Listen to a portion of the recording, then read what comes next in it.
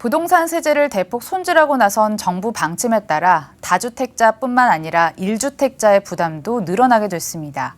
정부는 1주택자의 경우에는 추가 부담이 없다고 강조했지만 불어난 재산세 통지서를 받아든 실수요자들의 조세 저항은 거세질 것으로 보입니다. 박수영 기자입니다.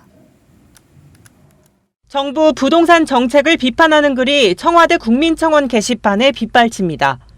포탈에는 실검 챌린지까지 이어지고 있습니다. 강력해진 세부담은 1주택자도 예외가 없습니다. 세제 개편안에 따라 1주택자 종부세는 0.1에서 0.3%포인트 오릅니다. 공시지가 인상에 따라 재산세 상승폭도 더욱 커집니다. 올해 서울 공동주택 공시가가 14%나 상승하면서 강남권을 비롯한 서울 도심 재산세 상승률이 30%에 육박하는 곳도 속출하고 있습니다. 서울시에 따르면 올해 주택건물 재산세는 사상 첫 2조 원을 돌파했습니다.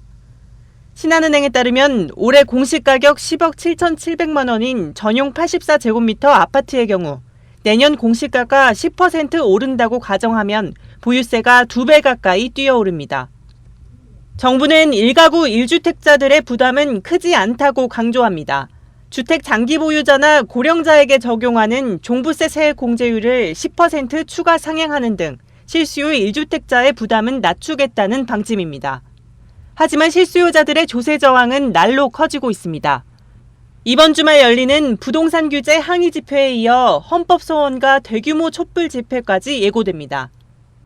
다주택자들을 잡으려면은 1주택자들한테 최대한 다양한 혜택들을 주게끔 해가지고 집을 정리하게끔 해주는 게 제일 중요한 부분인데 지금 뭐 이도저도 아닌 시기 어떤 이런 시기다 보니까 효과가 더 이상 기대할 수는 없는 거죠.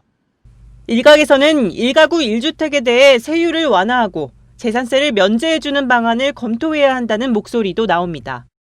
연이은 부동산 대책에도 집값 상승세가 이어지며 시장 불안감이 커지는 가운데 조세 저항 논란은 당분간 확산될 것으로 보입니다.